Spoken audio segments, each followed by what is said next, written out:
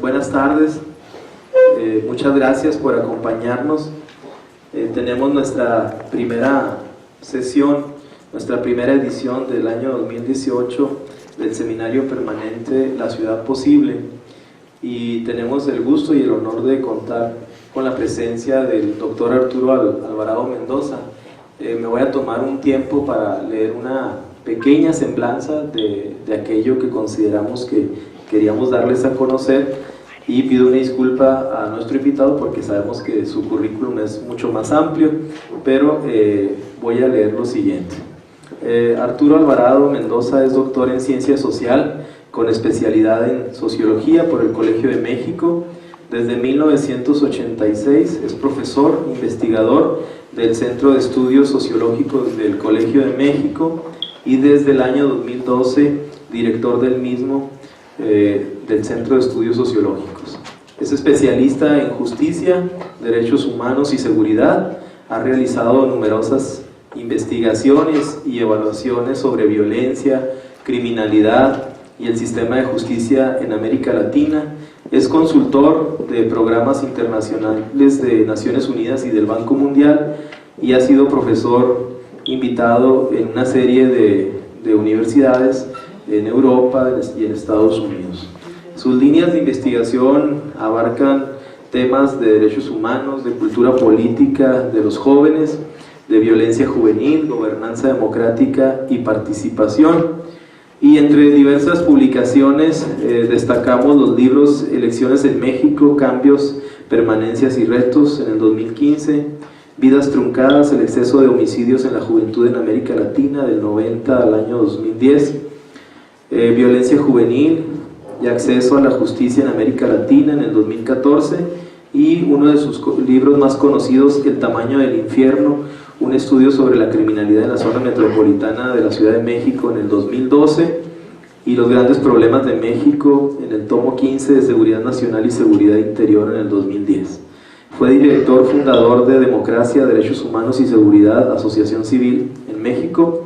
Es miembro del Latin American Studies Association, LASA, desde 2008, y de 2002 a 2005 ha sido miembro del International Advisor Board Center de los estudios sobre mexicanidad de la Universidad de California en San Diego. Bueno, podemos seguir diciendo algunas de las experiencias tanto académicas, en términos de investigación y de intervención que ha tenido Arturo a lo largo de su trayectoria, pero pues bueno, también nos interesa mucho escucharle y hablar del tema que nos propone para esta primera conferencia. También quiero hacer una disculpa del director de este instituto, el doctor Roberto Mora, quien por cuestiones de trabajo se encuentra en la ciudad de Chihuahua, pero nos acompañará como siempre en las próximas sesiones. Bueno, yo quiero agradecerle de nueva cuenta a nuestro invitado especial que haya aceptado estar con nosotros, abrir esta primera edición de nuestro seminario permanente. Ya tenemos público cautivo y agradecemos que nos sigan haciendo el honor de estar con nosotros. Entonces, bueno, no me queda más que cederle el micrófono al doctor Alvarado. Muchas gracias, Arturo, por estar aquí. Muchísimas gracias, muy buenas tardes a todas y a todos. Muchas gracias a Luis Alfonso, al director del Instituto de Planeación, por la oportunidad de conversar con ustedes el día de hoy. Quiero además mencionar que le había yo dicho a Luis Alfonso que tuvimos la oportunidad de hacer otro trabajo, otro estudio, además que menciona el estudio sobre homicidios de jóvenes en América Latina, que trabajamos hace ya poco más de 3 años aquí en Ciudad Juárez con un grupo de investigación en el que colaboró el profesor Luis Alfonso y otras instituciones como personas del COLEF y de la universidad, en un estudio sobre violencia juvenil en América Latina, en el cual uno de los casos que tomamos fue precisamente el de Ciudad Juárez. Y el profesor tiene uno de los ejemplares del libro que traje el día de hoy para él, pero no traje otro, pero es un libro de 2 volúmenes, una sobre América Latina, el problema de la violencia juvenil en 10 ciudades en América Latina, y el segundo tomo es sobre 5 ciudades en México, entre las cuales estaban, como les decía yo, Ciudad Juárez, que era una de las ciudades fronterizas que estudiamos en ese momento, pero también estaba, o fue estudiado, León, Guanajuato, la Ciudad de México, Veracruz, Jalapa, además, no solo Veracruz, Cancún, Quintana Roo, y después hicimos varias exploraciones en otras ciudades, además de las zonas metropolitanas de México y ahora de Guadalajara. Bueno, el día de hoy me han pedido hablar de un tema, digamos, que tiene que ver parcialmente con todos estos problemas que estábamos trabajando nosotros de violencia juvenil, porque además tratamos fundamentalmente el problema de las agresiones en entornos urbanos, no en entornos rurales, que este es un aspecto que también vale la pena tomar en cuenta. Si bien el fenómeno de la violencia que ha vivido México y que además es parte de procesos históricos, digamos, ya de larga duración en América Latina, no solo se concentran en las ciudades, sino que también tienen otra serie de modalidades en entornos urbanos, de muy distinta forma. Los trabajos que se han desarrollado, que ustedes pueden conocer, digamos, más recientemente, en realidad el problema de la violencia rural o de las agresiones en el campo y en general de la vida cotidiana y de las transformaciones que ha tenido la agricultura en América Latina es un tema que en los últimos años no está desarrollado realmente. No hay estudios importantes de esto, no obstante conocemos y sabemos que buena parte de la problemática que vive en nuestros países tiene claras vinculaciones con los temas rurales. Y bueno, en ese sentido, este es un aspecto que en cualquier trabajo que tratemos de analizar de violencia urbana sin tomar en consideración sus entornos y las vinculaciones de las ciudades hoy día a sistemas regionales más amplios, bueno, pues es necesario pensar que es bastante limitada esta orientación. Bueno, en segundo lugar, como lo dice el título de la conferencia, básicamente lo que me interesa tratar el día de hoy es hablar de la criminalidad urbana en el país. Como mencionaba Luis Alfonso, uno de los trabajos que he desarrollado, que está publicado completo, aunque tengo algunos estudios más recientes sobre el tema de criminalidad urbana en la zona metropolitana de la Ciudad de México, y hemos empezado a trabajar con distintos grupos de personas temas de criminalidad urbana en Veracruz, por ejemplo, en Tamaulipas, en distintos entornos urbanos además, y también en el centro del país. Y por el otro lado he empezado a trabajar algunos otros temas alrededor de esto, que no solo son temas de criminalidad urbana general, sino que además afectan a ciertas poblaciones. Esto es el problema de la violencia de género y cómo tiene distintas expresiones esta violencia de género y la violencia sexual contra la mujer en los entornos y los espacios urbanos de nuestras ciudades en México y en América Latina, que también es un tema que voy a tratar de abordar en la última parte de este trabajo. Bueno, pero para eso voy a partir primero de una discusión acerca de lo que es o de lo que se entiende o cómo está orientada la literatura alrededor de precisamente la criminalidad urbana y la violencia urbana, que no son necesariamente lo mismo, y a partir de aquí pues tratar de hablar ya desde una perspectiva que yo propuse a Alfonso el día de hoy, desde la economía política, de estas orientaciones, ¿no? Habría 3 temas o 3 enfoques que valdría la pena tomar en cuenta para poder acercarnos a estos, ¿no? Y como contexto general también, desde un enfoque sociológico, digamos que la vida cotidiana en las ciudades o la sociabilidad urbana en nuestras ciudades en general no solo es un tema de México ni de la región, sino que es un tema realmente generalizado. Digamos, está llena no solo de un conjunto de retos y desafíos para las poblaciones en la manera individual y también en la manera colectiva, sino que también además una de las cosas que caracterizan la vida urbana desde prácticamente los primeros estudios de esto, es que es en ella en donde se conoce y se ha desarrollado con más calidad, con más profundidad, el estudio de un conjunto de conductas que podríamos llamar transgresoras, ya sea en lo individual o en lo colectivo, que son transgresoras ya sea de lo que podríamos decir es un orden social o un orden urbano, de normas, de leyes, de valores sociales, muchos de ellos, no nada más digamos, valores éticos o valores religiosos o valores de ciertas comunidades o minorías étnicas, lingüísticas, culturales, etcétera, y que además este fenómeno de transgresión también produce fenómenos de acción colectiva.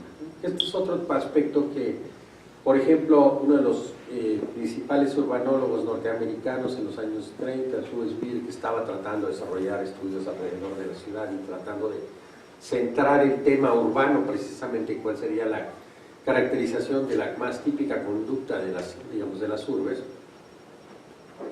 hablaba de este fenómeno de la transgresión, no obstante que en el desarrollo de su propio trabajo, y esto es también un aspecto muy importante para entender esto, trataba de analizarlo tanto a la luz de la actividad individual, de las conductas de los individuos, pero también parcialmente de la acción colectiva.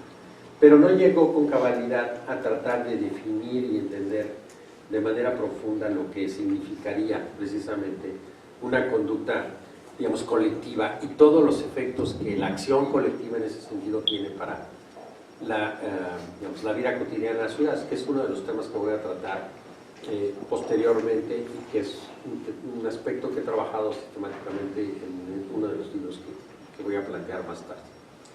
Bueno, dentro de esto el día de hoy podríamos agrupar, o más bien yo voy a hablar de 3 enfoques fundamentalmente alrededor de cómo vamos a discutir el tema de la criminalidad y de la violencia urbana, y trataremos de definirlo dentro de esto. Y a partir de ahí, pues, digamos, anotando algunos de los problemas de la investigación contemporánea en estos aspectos, ¿no? Volviendo al primer tema que les decía, de que, digamos, las conductas transgresoras son una parte cotidiana, es un proceso, son hechos sociales cotidianos y continuos, que son parte o un componente central de la vida social urbana. También la violencia se ha entendido de muy distintas formas, y muy distintas formas de violencia se han tratado de orientar para tratar de explicar la vida urbana.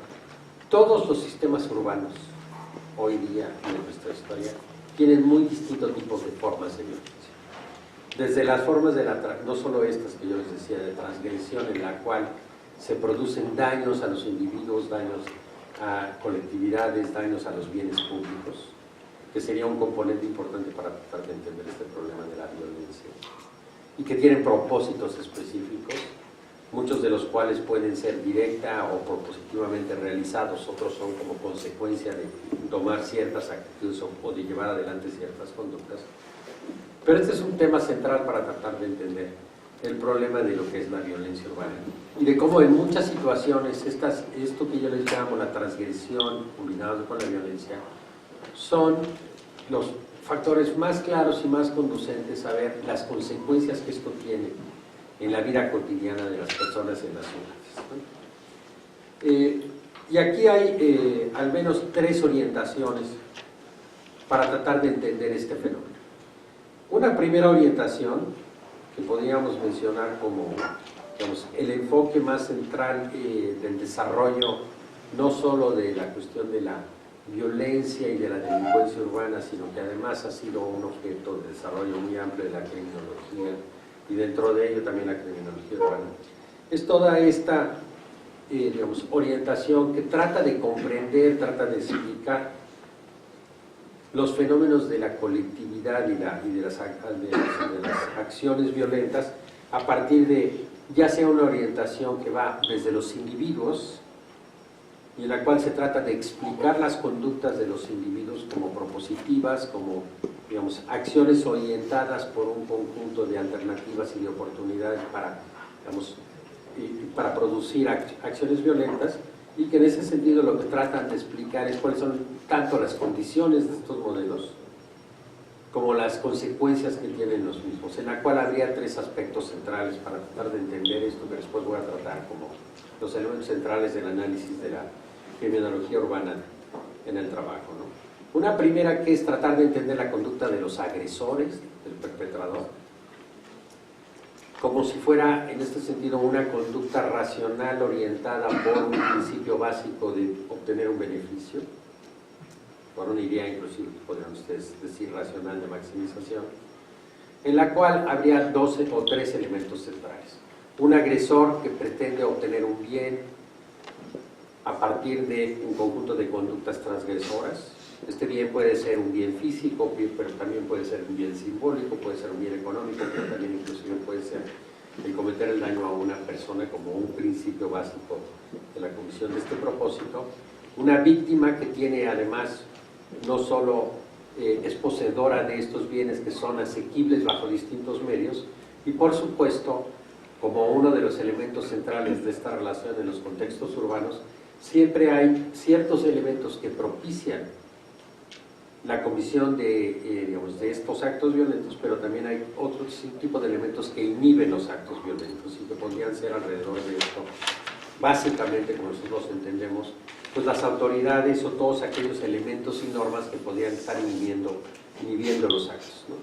En ese sentido, hay una triada en el tratamiento central de la mayoría de los estudios de criminalidad y de delincuencia que tiene que ver con esto, ¿no? Y de ahí se ha desarrollado una importante área de la criminología desde el punto de vista de tratar de explicar las conductas individuales.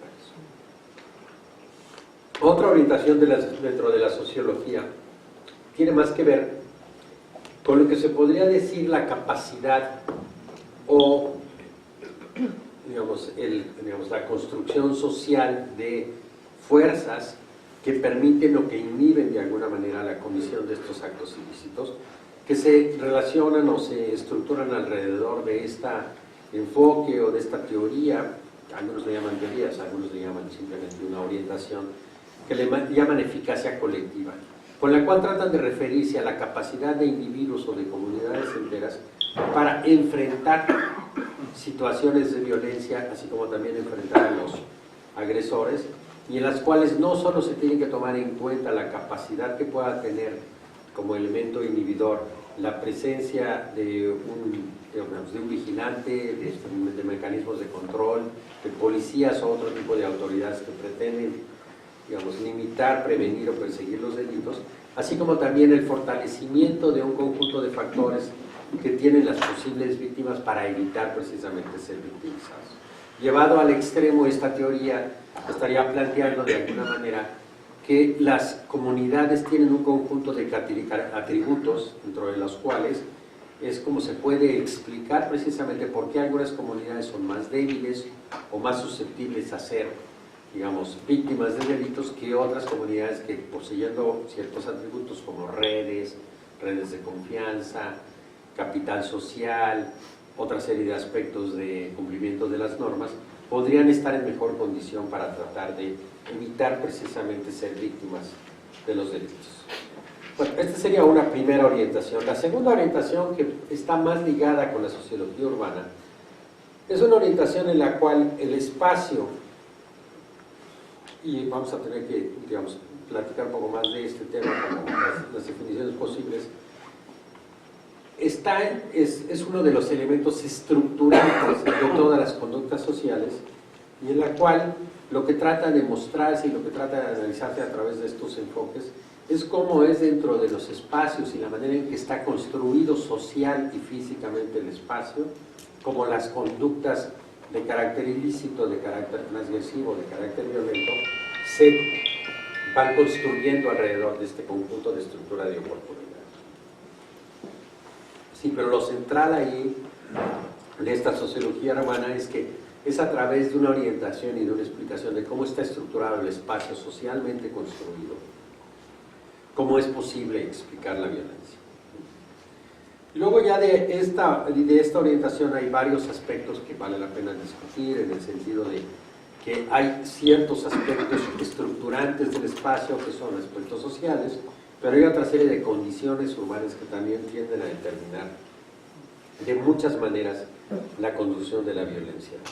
Y aquí hay varios temas que, digamos, en la literatura están en discusión. Por un lado, está, por ejemplo, todo el tema de cómo el espacio social construido tiene un conjunto de características o de estructuras de gobernanza que pueden ser conducentes a reducir la violencia o en algunos casos a propiciarla. En segundo lugar, hay otros temas acerca del problema central, además de las ciudades contemporáneas, de el modo de las ciudades, las escalas y la estructura en la que se articulan distintos espacios en las ciudades, desde los vecindarios hasta las ciudades o aspectos más centrales hacia las instituciones estatales, en las cuales hay también elementos estructurales de las distintas formas de violencia.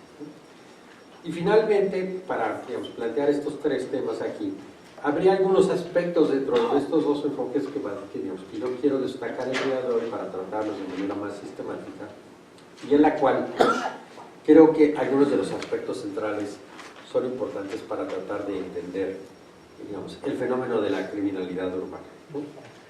En fin, uno de ellos es, por supuesto, cuáles son las variables centrales que cada uno de los dos enfoques previos, deben de tomar en consideración, ¿no? Y aquí hay varios aspectos que vale la pena tomar en cuenta, ¿no? En todos los estudios, por lo general, se habla mucho del fenómeno de la violencia urbana y varios de los aspectos, ya sean sociodemográficos, económicos, de la estructura de la configuración espacial de las ciudades. Y en algunos más incluso se trata de avanzar acerca de cómo están estructuradas no solo redes sociales, sino de redes de poder, redes criminales, o inclusive la misma estructura de la gobernanza urbana. Sin embargo, un tema central en este aspecto tiene mucho que ver con lo que es la estructura de las políticas, no de las políticas urbanas, sino de la política urbana, de lo que es el poder urbano. ¿Cuáles son los agentes centrales determinantes? ¿Cuáles son los actores centrales, los principales, vamos a decirlo así, detectadores de poder, y cómo esto también puede ser conducente o no a la estructuración de ciertas formas de violencia urbana?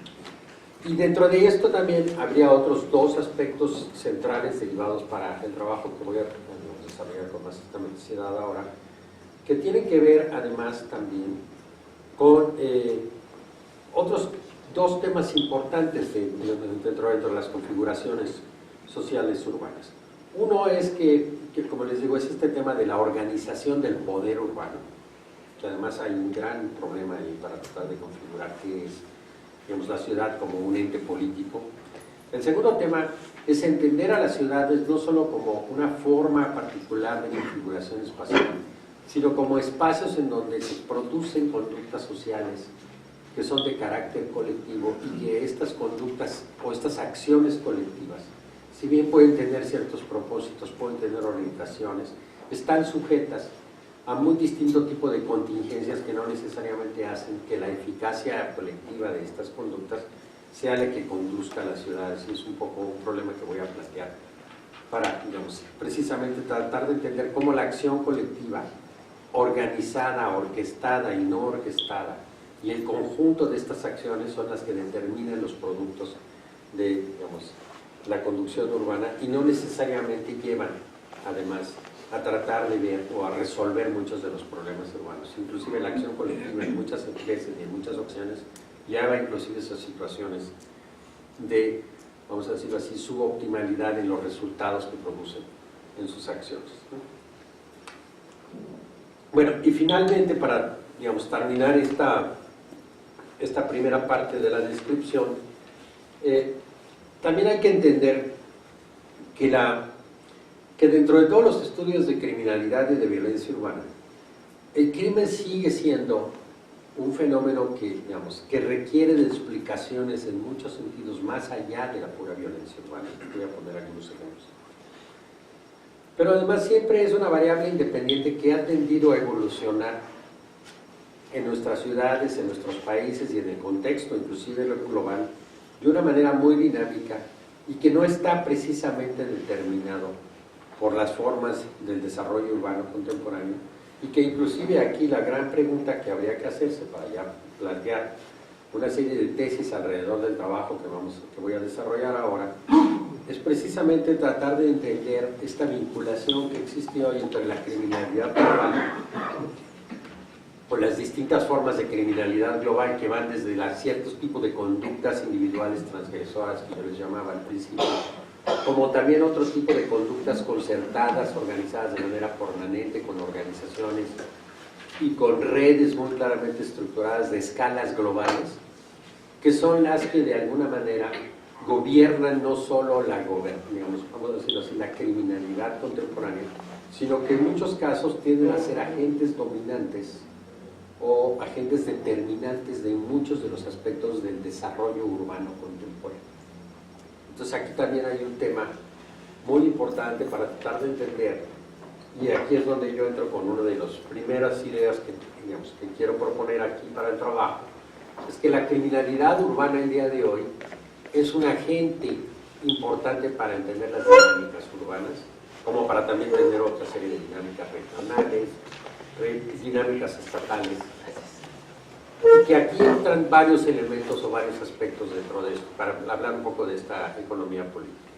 Entran elementos de carácter económico, en el cual las economías urbanas y las economías de escalas, digamos, más allá de lo urbano, economías regionales, economías transnacionales, tienen hoy día un importante componente de, digamos, capital, bienes y servicios de muy distinto orden, dentro de los cuales no todos estos bienes y servicios tienen un origen lícito directo, sino que inclusive son una mezcla muy clara de un conjunto de elementos de informalidad y en algunos casos de no solo de informalidad, sino inclusive de ilegalidad.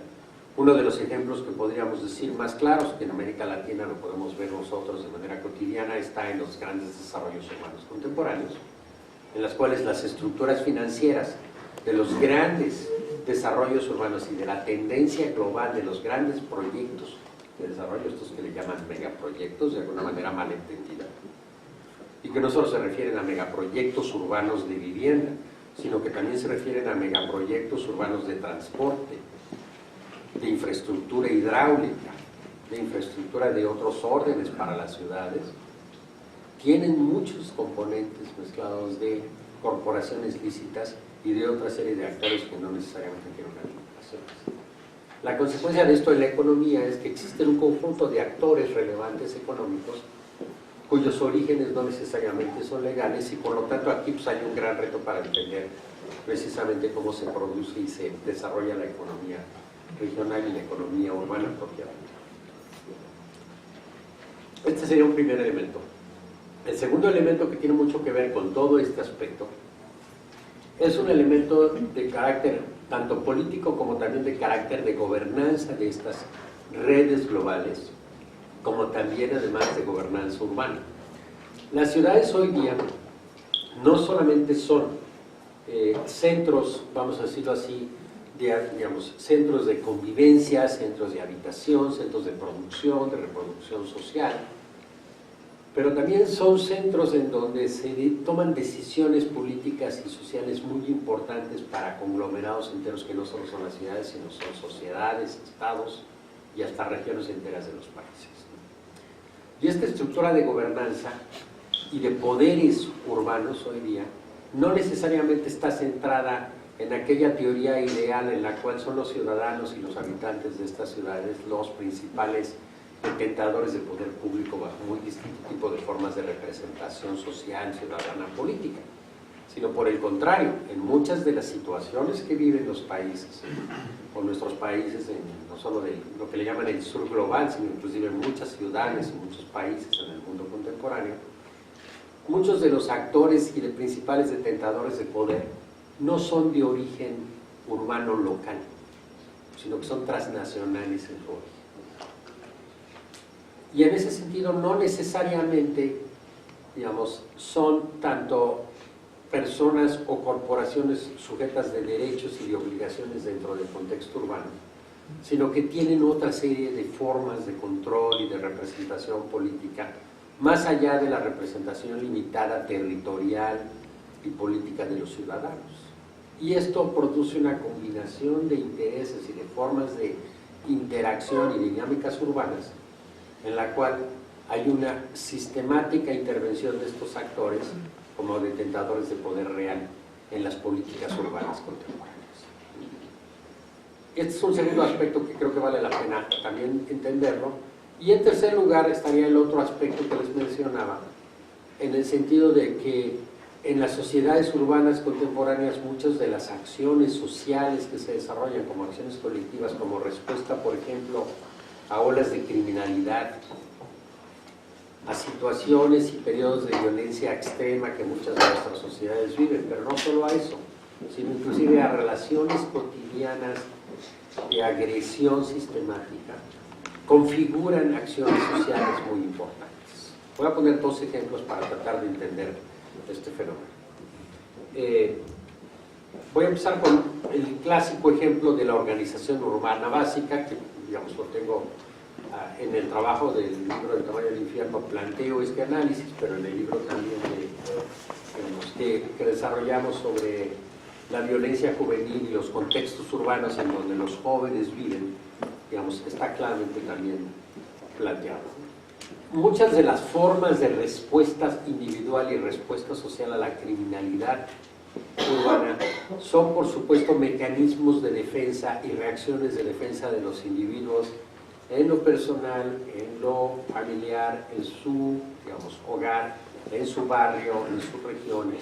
Y muchas de estas conductas son defensivas y van orientadas en el sentido de tratar de eliminar la posibilidad de ser víctimas de delitos o de distintos tipos de agresión.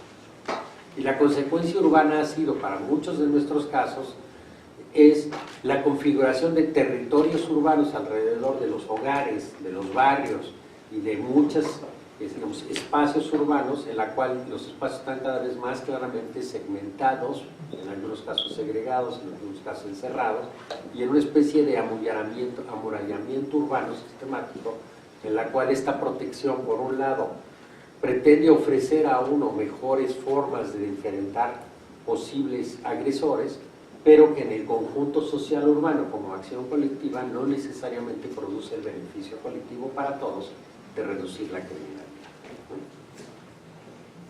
Esta es una forma básica de respuesta social colectiva a todo el problema de, digamos, es una acción colectiva para reducir o tratar de reducir, digamos, los efectos de la criminalidad en las ciudades, ¿no? Y va desde, pues, los esfuerzos para evitar los robos, para evitar el asalto, para evitar la extorsión, para evitar el secuestro, hasta, digamos, evitar inclusive el enfrentamiento de bandas y, digamos, armado en ciertas ciudades y en ciertos espacios urbanos para poder, digamos, limitar estos enfrentamientos a espacios en donde uno pueda sentirse protegido. Es un sentimiento de protección colectiva.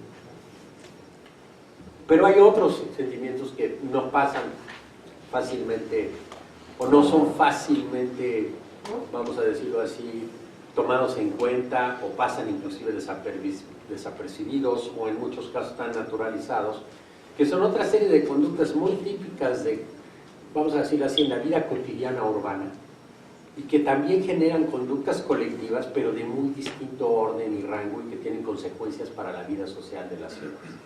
Les voy a poner un ejemplo también muy simple, en unos trabajos que hemos estado desarrollando recientemente con las mujeres para uno de los programas, que es un programa que propone ciudades libres y seguras de violencia contra, digamos, para las mujeres y las niñas.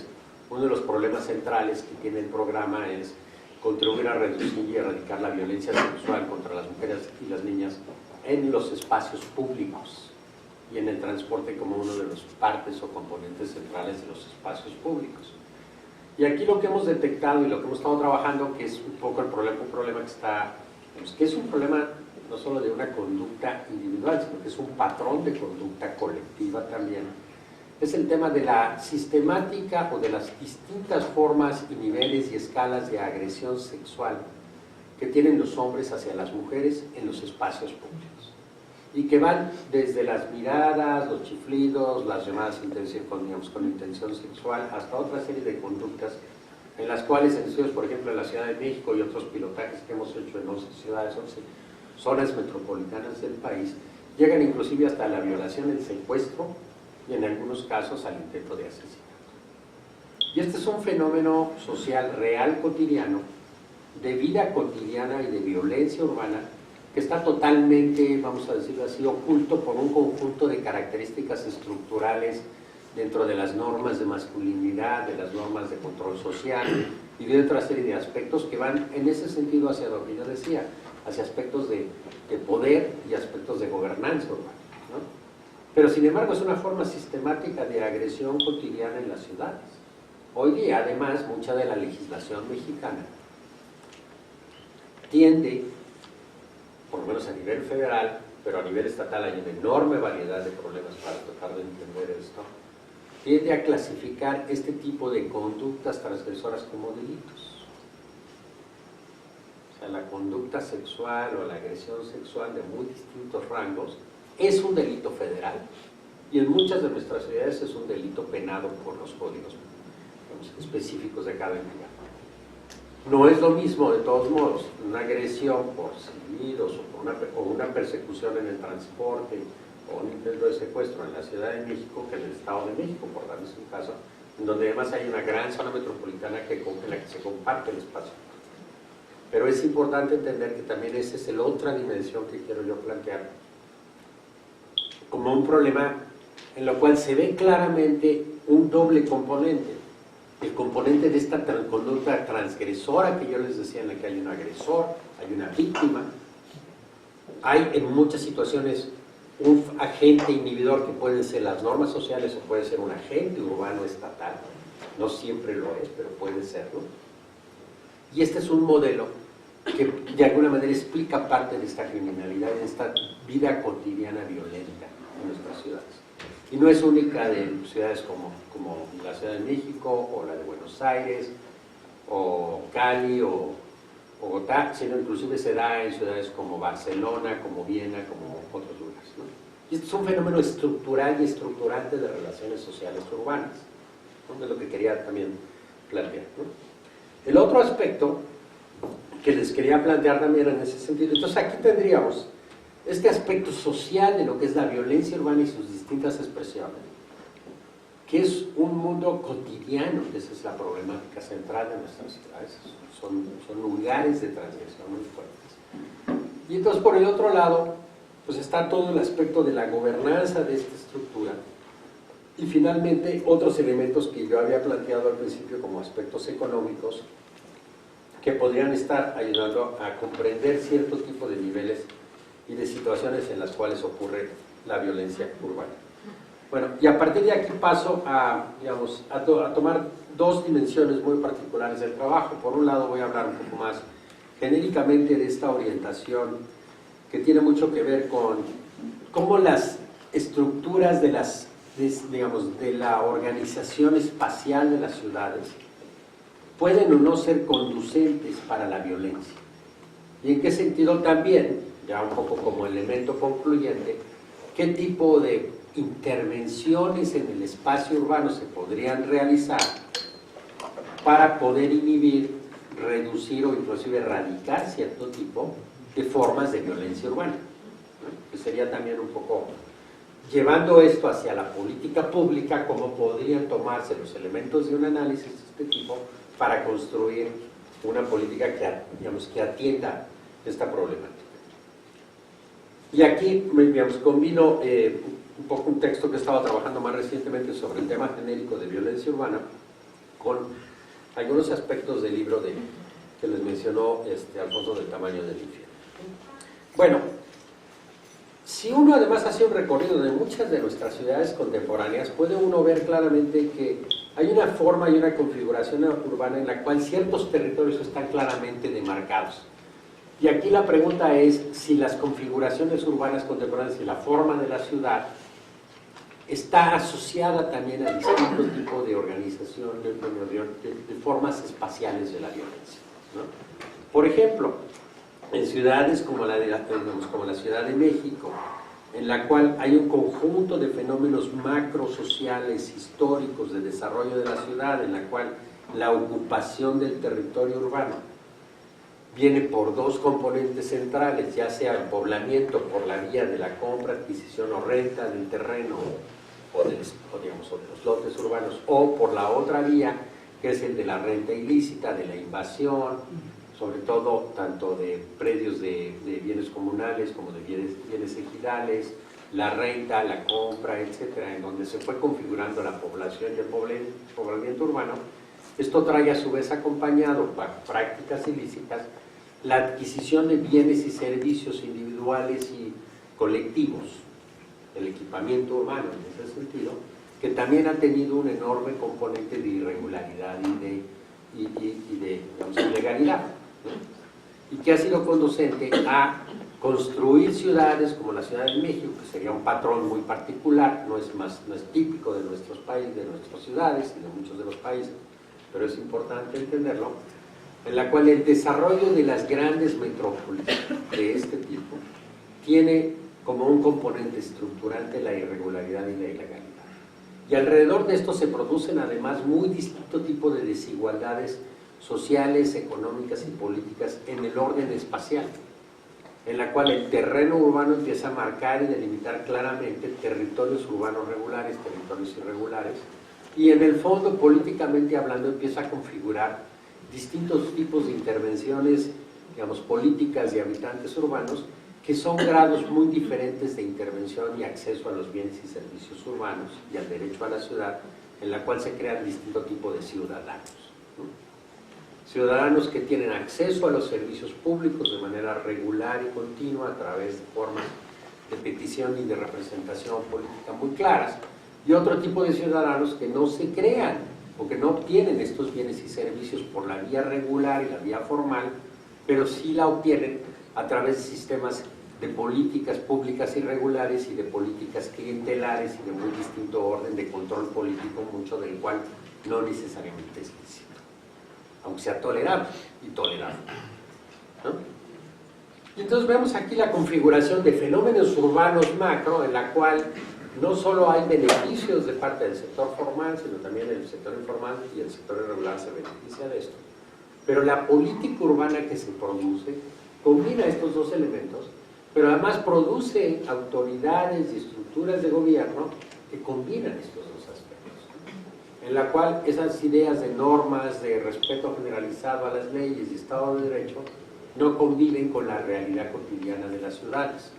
Esto no solo se da en ciudades como lo que les estoy diciendo, la capital del país, se da en muchas otras ciudades de distinto rango en México, en América Latina, en Perú, pero la podemos notar muy claramente hoy día en grandes sistemas urbanos en otros países del mundo, como pueden ser, por ejemplo, la ciudad de París, en la cual también hay un componente de irregularidad en la ocupación contemporánea de los espacios periurbanos por poblaciones que no necesariamente son inmigrantes legales, que no tienen acceso a los servicios públicos y a la representación política igual que la tienen los ciudadanos y pobladores originarios, y que producen además desigualdades socioestructurantes y espaciales muy claras en la distribución del espacio urbano de esa gran ciudad que es París. Y podemos ver así varias otras ciudades en muy distinto tipo de, digamos, de espacios urbanos y de países, no solo vamos a decirlo así, en América Latina, sino en muy distinto tipo de continentes, ¿no? Entonces aquí tenemos un problema serio para tratar de mostrar con claridad entonces que, digamos, hay una serie de fenómenos urbanos contemporáneos alrededor de los cuales estas desigualdades espaciales y esta manera en que se ha ido construyendo física y socialmente el espacio es conducente de alguna manera a cierto tipo de actividades ilícitas que podrían haber sido consideradas o podrían ser consideradas también como violentas, ¿no? Bueno, pues, pero este es un elemento, digamos, central para entender esta orientación, ¿no? En donde el ambiente construido, el espacio construido, tiene muchos componentes mutuos de aspectos legales y aspectos ilegales. Y aquí la pregunta entonces tiene mucho que ver con el sentido de por qué además estas ciudades son o no conducentes a muy distinto tipo de formas de violencia. Como por ejemplo, en algunos casos, no tan extremos, pero sí muy típicos de nuestros países en América Latina, como lo menciono con el libro que hicimos de violencia juvenil. En la gran mayoría de las metrópolis latinoamericanas hoy día podemos encontrar varios espacios urbanos que no son pequeños, en los cuales hay este tipo de doble componente de desigualdad estructural que forman las ciudades, ¿no? En las cuales podemos hablar de Río de Janeiro, de Sao Paulo, de Buenos Aires, pero también de Medellín, de Cali, de Guatemala o inclusive de varias ciudades fronterizas, ¿no?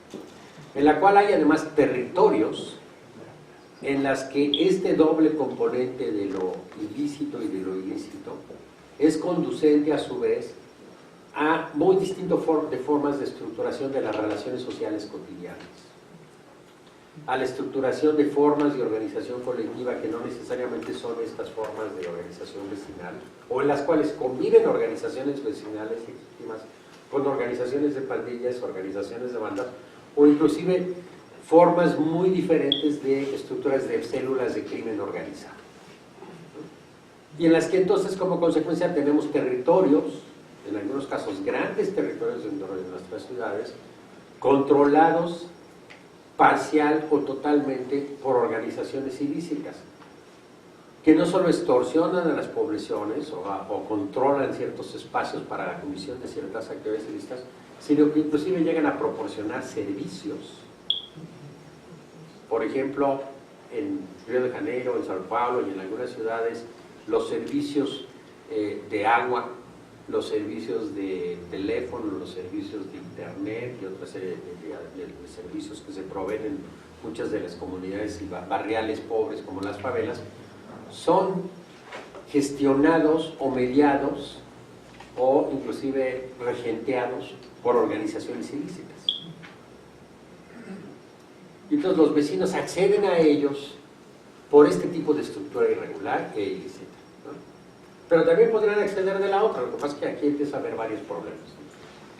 Pero también además son en algunos casos extremos territorios segregados de la estructura urbana por los servicios o inclusive controlados políticamente por estos grupos, ¿no? En los que la autoridad pública estatal o la autoridad pública de la ciudad no tiene gran cosa que decir y no tiene capacidad real de intervenir, y la cohesión física posible del Estado realmente no produce un resultado positivo para todos, ¿no? Entonces aquí empieza a haber ya serios problemas con esta idea de la configuración, digamos, de estos espacios de desigualdad, ¿no? Ahora bien, dentro de estos, y también este es el otro aspecto que también quisiera yo mencionar, y es en donde quiero centrarme en esta segunda parte, hay dos aspectos que vale la pena tomar en cuenta como estos espacios ya muy claramente organizados dentro de las ciudades, ¿no?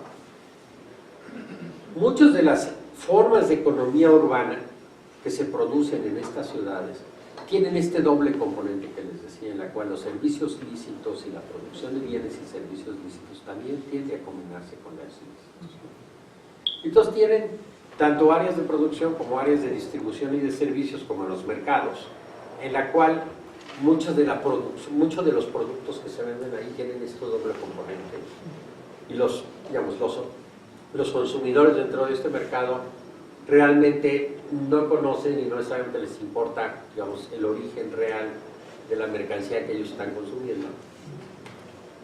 No obstante que en muchos casos proviene de actos ilícitos como robo, contrabando, piratería, por poner tres simples ejemplos de problemas de la venta y, digamos, de mercancías y servicios ilícitos.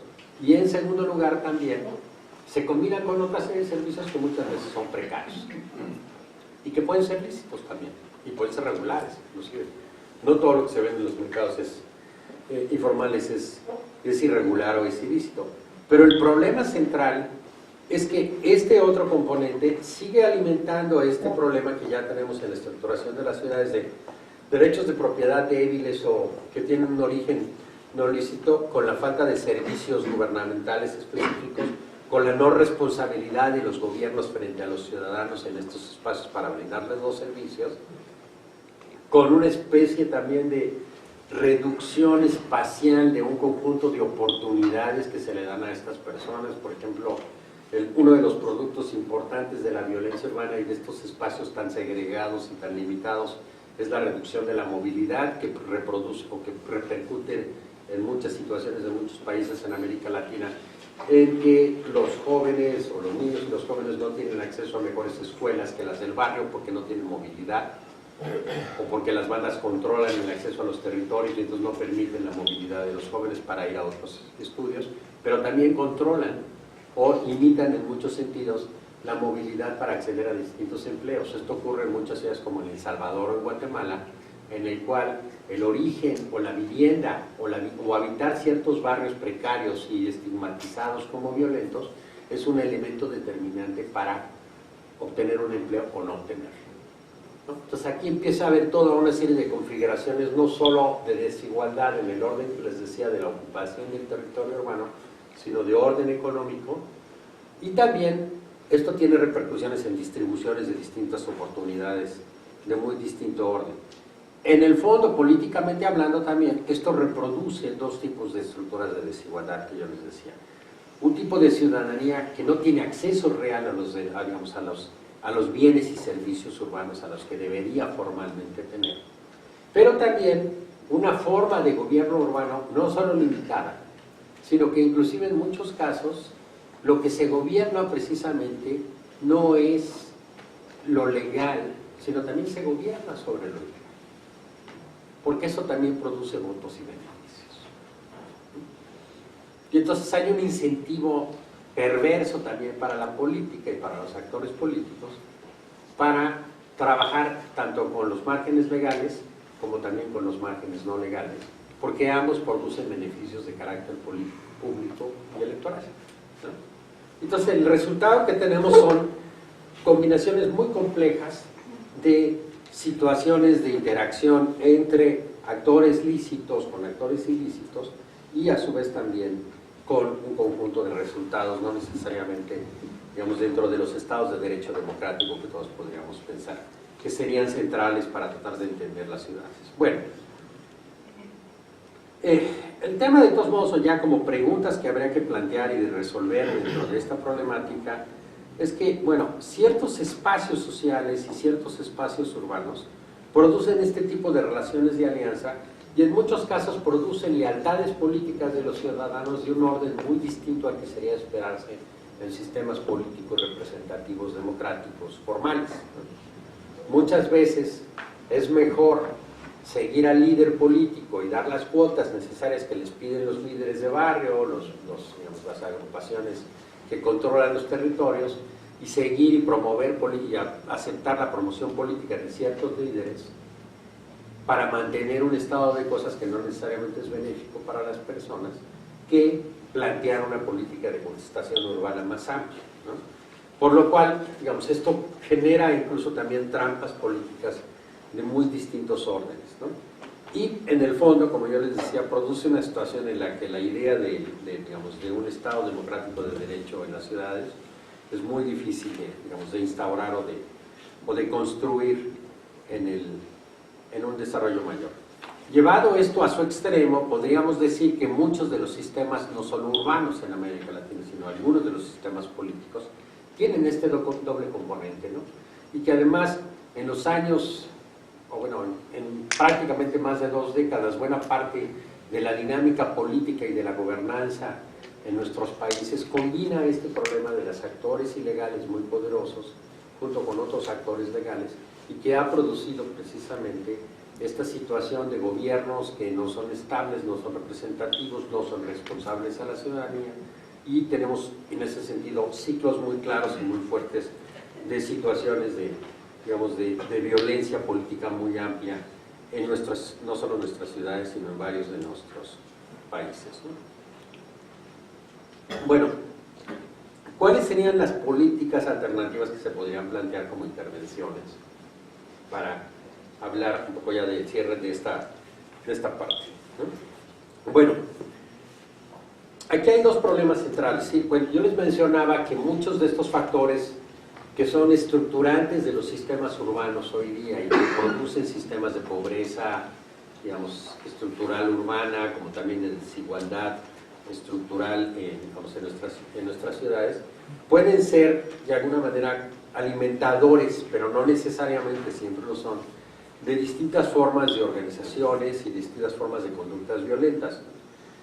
Y entonces aquí, pues claro, empieza una serie de planteamientos. Si hay una relación, vamos a decirlo así, entre la estructura de la organización de la pobreza y la desigualdad urbana y las políticas urbanas, pues la intervención que debería de hacerse es reducir la desigualdad y la pobreza y reducir estos factores socioespaciales conducentes a la violencia, y entonces en ese sentido la violencia tendría a tener una reducción sistemática. Esta es una manera de tratar de ver esta práctica de intervenir, ¿no?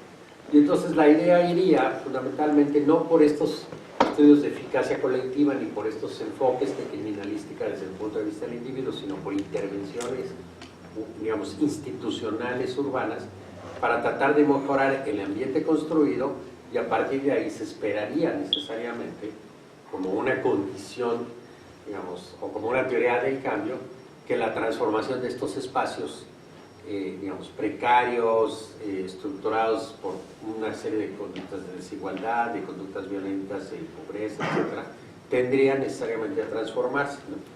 Y este es uno de los elementos que, además, en muchas de las políticas contemporáneas que se han implementado en varios países, o más bien dicho, es una de las concepciones que hay más claras de intervención urbana en muchos de nuestros países, que tratan precisamente de resolver el problema a través de cierto tipo de formas de intervención, ¿no?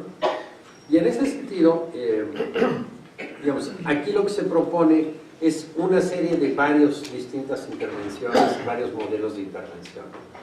Uno que es la intervención, o este tipo de intervenciones como claves, vamos a decirlo así, en las cuales la intervención en ciertos centros urbanos o en ciertos espacios urbanos específicos, recreando la infraestructura, generando nuevos espacios para la convivencia, para el desarrollo económico, para otra serie de aspectos también de movilidad, por ejemplo, podrían ser conducentes a la renovación urbana y a la reducción sistemática de la violencia, ¿no? Otros hablan de que debería de haber intervenciones múltiples en muy distinto tipo de escalas, no es simplemente la intervención urbana la que tendría que hacerse, sino también tendría que hacerse otro tipo de intervención en distintos tipos de escalas de lo económico, de lo social o inclusive de lo político. Es decir, habría que tener una política de empleo muy diferente, habría que tener una política de políticas sociales también que interviniera sobre los problemas, o inclusive una política urbana y una política de representación muy diferente a la que tenemos en nuestros países hoy día, como la política clientelar, por dar un caso, ¿no? Entonces, estas son dos tipos de orientaciones muy comunes hoy día, ¿no? Es decir, bueno, ¿cómo vamos a reducir la criminalidad? Bueno, vamos a darle incentivos vamos a decirlo así, vamos a dar incentivos en la economía para que pues, la economía ilícita y la economía irregular y la economía informal se convierta en economía regular, y a partir de ahí generar otro tipo de, digamos, de intervenciones en el empleo para que pues, se creara más empleo formal, que las poblaciones tuvieran mejor ocupación, mejores condiciones de empleo y de remuneración. Entonces esto reduciría de alguna manera, digamos, a lo largo de toda la estructura económica, los incentivos y los problemas que estarían, digamos, presentes o conducentes hacia la violencia. Las otras son intervenciones urbanas que tienen contextos espacial e inclusive temporalmente mucho más determinados, en el sentido de que, bueno, puede haber una intervención sobre un espacio, por darles un ejemplo, o bueno, podemos hablar de varios ejemplos en México y en América Latina, en la cual ha habido grandes intervenciones urbanas para tratar de resolver los problemas de pobreza, desigualdad, violencia, pero no necesariamente todos tienen todas las consecuencias que quisiéramos, digamos, ver como benéficas. Para poner un ejemplo, nada más hablando de este tipo de intervenciones, digamos, hay un ejemplo muy claro en la Ciudad de México que se ha estado estructurando, que es el del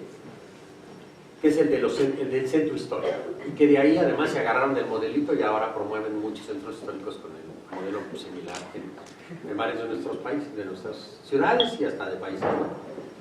El proyecto de centro histórico tenía esos componentes de decir, bueno, hay un problema no solo de precariedad de la vida urbana, de baja calidad de vida, de falta de acceso a servicios y de falta de representación y responsabilidad del gobierno ante los ciudadanos. Entonces lo que había que hacer es una intervención múltiple en un espacio en la cual digamos, no solo la iba a hacer el Estado, sino que fue una sociedad o un consorcio en el cual se arma un modelo como fideicomiso de centro histórico y se empieza a hacer una intervención muy particular, de muy grande escala, para ese espacio, de inversiones públicas y privadas, para recuperar lo que se llamaba recuperar el espacio urbano y reconstruir la infraestructura y ofrecer mejores servicios, ¿no?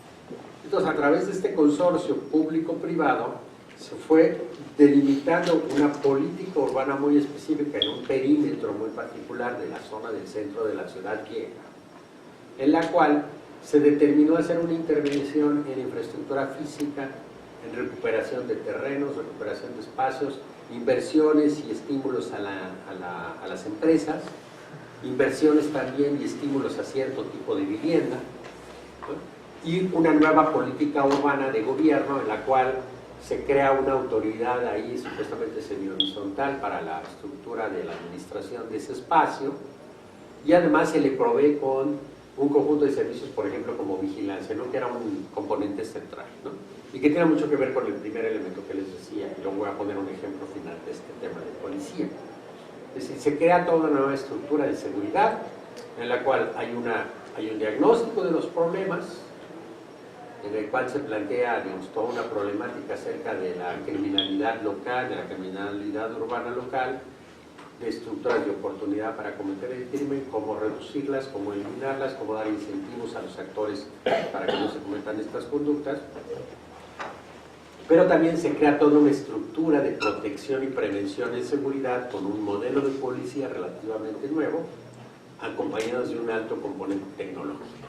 Entonces se hace la intervención urbana, y muchos años después todos podemos ver claramente cómo hay un espacio muy importante que es el centro histórico de la Ciudad de México, que es un espacio que se caracteriza y del cual se dice está totalmente recuperado, es un éxito de un programa público, de un programa mixto de intervención público-privada para la recuperación de un espacio y para la mejoría del espacio y de sus habitantes, según se dice.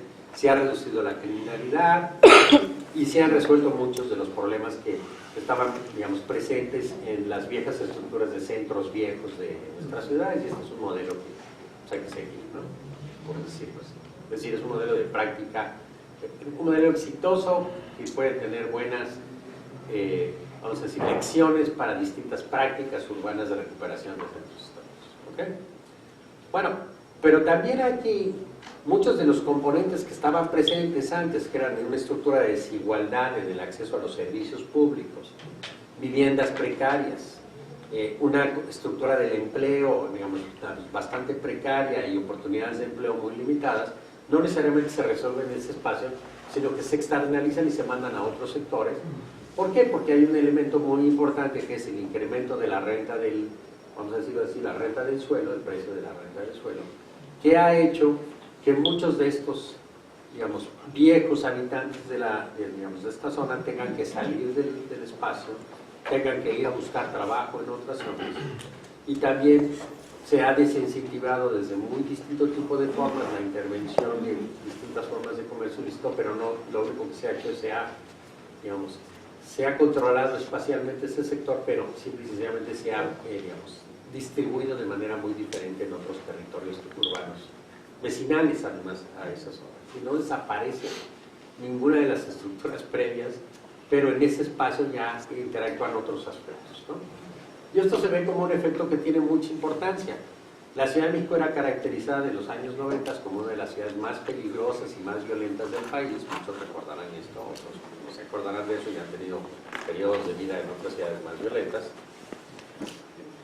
Pero además se caracterizaba el centro histórico como una zona ya de poca viabilidad económica y con muchos problemas para invertir. O sea, había desincentivos claros para no invertir en esto.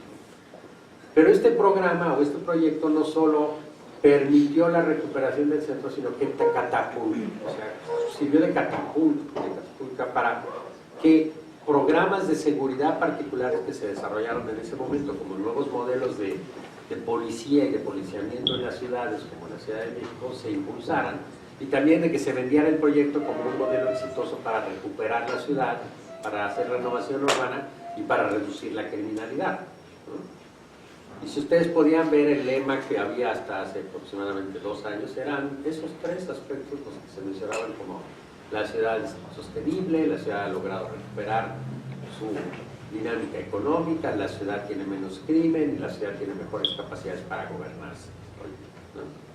Y de ahí se crean una especie de prácticas exitosas a partir de las cuales se tratan de implementar en otros lugares.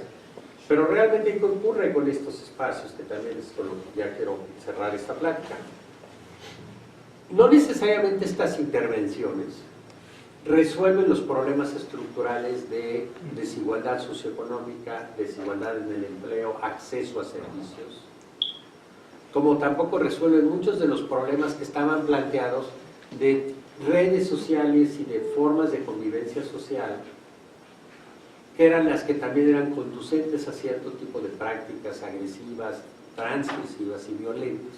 Simplemente se desplazan a otra dimensión o cambian en un orden.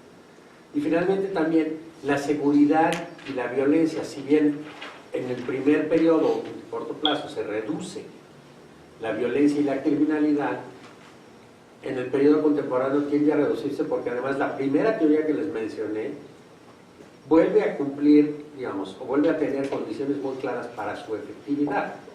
En el momento en que empieza a haber mucho mayor afluencia de nuevas personas en ese espacio urbano recuperado, que tienen bienes, que tienen recursos para interactuar y para consumir en ese espacio, hay más personas interesadas en obtener esos bienes y, digamos, de las personas por medios ilícitos, es decir, la oportunidad para robar y el bien deseable, vamos a decirlo así, pues se vuelve a presentar en ese espacio muy delimitado, y las oportunidades, no obstante la enorme vigilancia policial, empiezan a tener cambios endógenos y se van desarrollando nuevas formas de criminalidad, ¿no? Y entonces empezamos a ver que si bien hay una recuperación y hay mayor confianza, hay una enorme percepción de cambio de la seguridad de parte de no solo de los habitantes, sino de las personas que ocupan el espacio, la estadística claramente muestra cómo el número de robos, el número de crímenes en ese sentido, robo, asalto, digamos, y otra serie de intercambios ilícitos, se ha incrementado precisamente en ese espacio recuperado, ¿no? Entonces, no necesariamente la intervención, por lo que les quiero decir, resuelve todos los problemas. Resuelve algunas situaciones, plantea situaciones de mejora, pero no necesariamente resuelve los problemas estructurales para los cuales estaban los determinantes. Lo que me lleva entonces a la última parte de la plática. Y en ese sentido también, inclusive, uno podría decir, contra lo que yo les he mencionado, que no todas las ciudades en el mundo que han tenido esta forma de organización espacial e histórica, de precariedad, de acceso a la ciudad a través de la invasión, de formas irregulares, de formas ilícitas, de toda la informalidad, han sido conducentes a formas de violencia. Muchas generan espacios y territorios muy segregados, pero que no son violentos entre sí. Lo que pasa es que este tipo de formas segregadas y la dispersión urbana, de todos modos, no genera una gobernanza clara. Pero no todo esto es conducente a la violencia. En este sentido, por lo tanto, las mismas intervenciones deberían contemplar otras formas o estructuras de convivencia que se podían promover. No tengo mucho tiempo para hablar de esto, pero muchas de las políticas de vivienda urbana que se han desarrollado en los años recientes, precisamente lo que están mostrando es cómo afectan las grandes intervenciones de estos nuevos modelos de vivienda masiva, pequeña, no solo dispersa territorial y espacialmente, sino que inclusive cuando hay intervenciones en espacios hasta centrales en la ciudad, no necesariamente resuelven los problemas de integración social porque no generan redes y estructuras de confianza y de convivencia claras entre los vecinos viejos y los nuevos, ¿no? Y en ese sentido muchas veces inclusive rompen viejas estructuras que ya estaban presentes. Entonces no necesariamente este tipo de intervenciones también resuelven el tema. Pero finalmente, y con esto quiero ya nada más terminar, otro tipo de intervenciones, tanto en servicios como en otra serie de mecanismos, lo que procuran es atender precisamente estos aspectos que tratan de mejorar la convivencia urbana y reducir las formas transgresivas. Algunas formas son las de policías comunitarias, o muy distintos de formas de orientación de políticas de seguridad, digamos, que tratan de plantear el fenómeno no solo desde la política urbana general, central, hacia políticas públicas muy estructuradas y gerenciales, sino muy descentralizadas desde, vamos a decirlo así, desde los territorios de manera horizontal, y que lo que tratan de hacer es vincular y crear no solo una vinculación entre la gente, que es la autoridad, que puede ser el policía, pero también pueden ser agentes municipales, no necesariamente todos los agentes de seguridad son los policías, como también los vecinos de distintos barrios a través de redes, ya sea existentes o que se van construyendo como redes horizontales, ¿no? Y este es otro modelo que se ha tratado de plantear y se ha tratado de desarrollar, con mucho más limitación en México por toda la parafernalia esta en la que hemos vivido de este debate ideológico y político de que las policías municipales y territoriales no sirven y son corruptas y están compradas.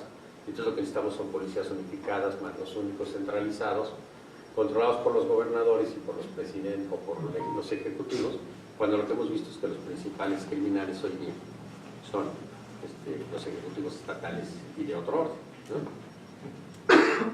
Bueno, pero este es otro modelo que lo que trata es precisamente de entrar en una intervención de otro orden, estructurando y fortaleciendo las redes de convivencia.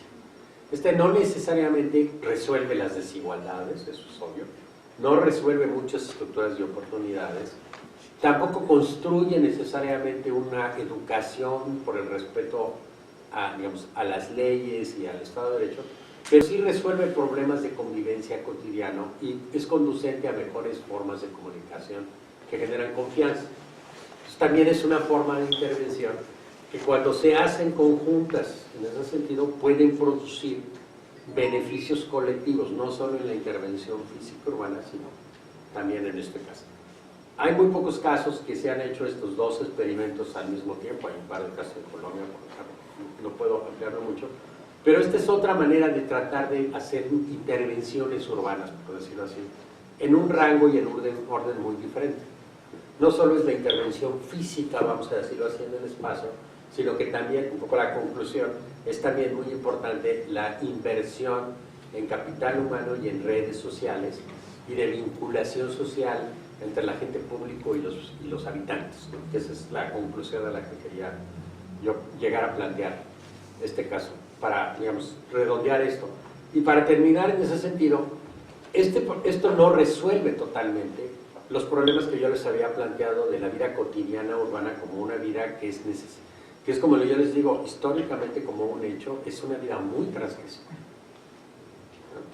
Y no nos damos cuenta porque naturalizamos muchos de los actos de agresión sistemáticos de los que somos tanto víctima como agresores en la vida cotidiana, pero ya en una estructura ya más analítica y más, digamos, de mayor valoración de estos problemas, se pueden inclusive pensar precisamente cómo estos otros aspectos de la vida cotidiana que yo les mencionaba, como las agresiones sexuales en los espacios públicos, también son limitantes de derechos, limitantes del acceso libre y equitativo a los espacios y de la construcción de ciudadanía en sociedades más igualitarias, ¿no? También debería haber otro tipo de intervenciones que planteen la reducción o la erradicación de este tipo de conductas.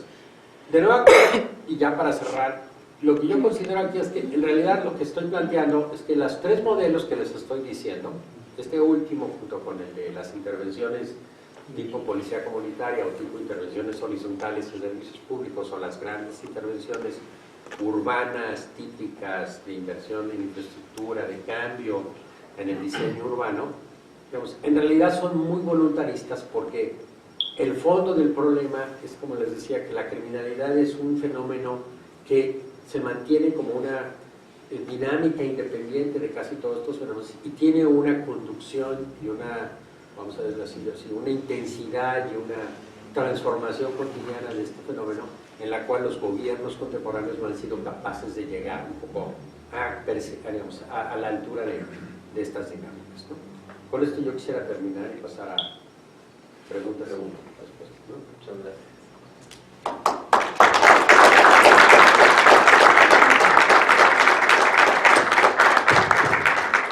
Bueno, quien guste o tenga preguntas. Le dejo a Arturo. No sé quién tenga alguna pregunta. ¿Quién se anima? Que algunos de aquí están trabajando estos temas. A ver. Buenas tardes. Una pregunta. ¿Qué es determinante a la hora de elegir cuál modelo utilizar primero a la hora de hacer una intervención de este tipo que nos comentaba? O sea,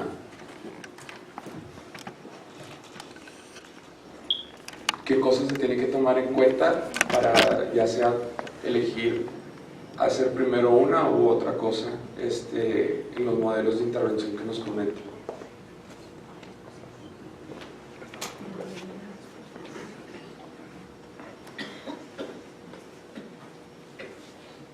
¿Hay otra? ¿Y apuntamos unas 3 preguntas?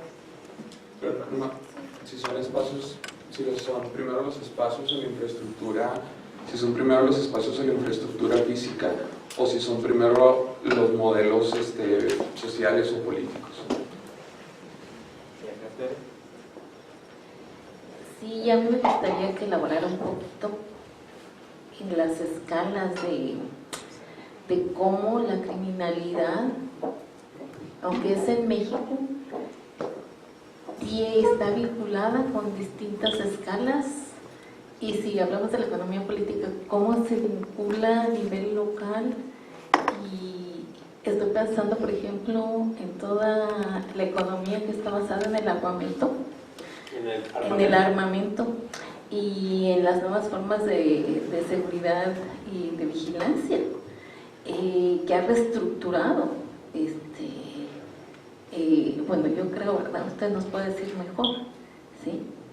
Y también desde la economía política hay una cuestión muy importante, que es la cuestión del Estado, ¿sí? ¿Qué tipo de Estado está ahorita que tenemos esta criminalidad? Porque no creo que, pero usted nos puede elaborar, ¿verdad? No creo que nunca haya existido la criminalidad. Lo que pasa es que ha estado en una geografía que no era visible, ¿sí? Y ahora tal vez, pero usted nos puede decir, ¿verdad? Es una geografía visible, porque ¿qué ha pasado con el Estado ahí, ¿no? Con las fuerzas, con la recomposición a nivel urbano, ¿no? ¿Alguien haga atrás? Buenas tardes. Ahorita en la última parte de la conferencia y mencionó de que las intervenciones en los espacios públicos no necesariamente van a liberarlos de la criminalidad. Recientemente nosotros aquí en Juárez se ha hecho una importante y se sigue haciendo una importante intervención en el centro antiguo de la ciudad. ¿Alguna recomendación con su experiencia para que esto en nuestro centro de la ciudad no vaya a suceder? ¿Contestamos esas 3? Ok, sí, gracias. Muchas gracias. Sí, quiero Bueno, poner el término. voy a plantear... Te lo dejo aquí. Sí. Bueno, lo que mencionaba, voy a plantear primero el tema de los modelos de política, de los espaciales. El problema que tenemos nosotros es un poco resumiendo lo que yo quisiera decir. Las ciudades, hablando de escalas, las ciudades son fenómenos colectivos, espaciales, muy complejos, que no tienen una gobernanza propia. O sea, la Ciudad de México, por darles un ejemplo, tiene varios gobiernos, pero no hay una gobernanza de la ciudad. La ciudad se mueve por una dinámica urbana más allá de sus gobiernos, más allá de sus habitantes, más allá de las dinámicas económicas. Es el conjunto de estas dinámicas las que produce ese fenómeno urbano. Hablando de teoría urbana hoy día, que por ejemplo toda esta discusión que hay de que pues ya no funciona la idea y la noción de centro urbano y de ciudad como una entidad única que es explicable a través de espacios, territorios, escalas. Y no es nada más por la configuración urbana, es por la estructura de gobernanza de la ciudad. Por ponerles el ejemplo local, o sea, Ciudad Juárez es un gobierno municipal, pero no es un gobierno urbano. Si bien la gran mayoría del territorio urbano tiene que ver con la ciudad y, digamos, y el territorio municipal, la dinámica urbana es mucho mayor. Hay una escala binacional para comenzar, en la cual no hay un gobierno de la ciudad. Y por lo tanto no hay un consejo urbano de gobierno que diga, oye, pues en estos dos ámbitos hay que hacer estas intervenciones, y somos representantes de ciertos habitantes de este lugar y del otro. O sea, suponiendo que hubiera stakeholders, ¿no? Como ciudadanos que dijeran, bueno, nosotros queremos que nos representen y hagan tales políticas. No existe eso. Ese es el fenómeno que quiero plantear. Y en ese sentido, esta noción de democracia dentro de las ciudades es ilusoria. Ese es mi primer planteamiento. Y entonces el problema central es tratar de entender cuáles son las dinámicas de poder urbano que se generan, en la cual no solo está, por supuesto, el actor o el habitante que vive en territorios urbanos regulares, legales, que tiene un empleo formal, que tiene actividades normales, económicas, sociales, etc., sino también convive en él y participa e interviene en el sector, en el espacio urbano, otra persona que llegó de una manera muy distinta, ocupó el territorio de manera ilícita, lo invadió, lo compró ilícitamente o bajo formas muy irregulares, y que no tiene un empleo, digamos, urbano permanente, es precario, y su acceso a los servicios es mínimo, y como no es habitante local, no tiene credenciales, no puede acceder a los servicios, pero ahí está, y el fenómeno urbano es el conjunto de este fenómeno, de estos problemas. Pero además, en nuestras ciudades no solo están los que habitan, sino los que además invierten, transaccionan, hacen muchas cosas. Por ponerles un ejemplo muy simple, en la Ciudad de México se roban alrededor de 45 autos diarios. El que se roba el coche en Ciudad de Nezahualcóyotl, que es un municipio del Estado de México, y lo pasa a vender a la delegación de Iztapalapa, que es una demarcación de la Ciudad de México, en la cual cruza y hace un acto ilícito en dos entidades diferentes, se gana 2,000 pesos por el auto, pero nunca sabe, más allá del taller en el que lo entregó, a quién se lo vendió. O se lo vendió a él, el que le pagó. Y de ese carro puede aparecer como autopartes 3 colonias más adelante, o puede aparecer como carro en Azerbaiyán, o nunca más aparecer, que es lo más probable. Pero además, el policía que persigue a ese delincuente, o a todos esos 45 delincuentes, o a más, pues persigue a 50, se le fueron 45, pero agarró 5. Pero agarró a 5 jóvenes con un perfil sociodemográfico muy peculiarmente similar, ¿no? Y los agarró y les va a llevar, los va a procesar por un delito, digamos, que ahora se le considera de alto impacto y de gravedad, entonces se le van a imputar muchas cosas en cuatro, y va a terminar 2 años en la cárcel con costos de repercusiones sociales para todos nosotros, pero probablemente detuvo y agarró el coche, pero se le fueron 45 más, y ahí se acabó el trabajo de la policía, del Ministerio Público y del juez, y del sistema de justicia, que nos cuesta mucho para agarrar un carro, o agarrar 5 de 50.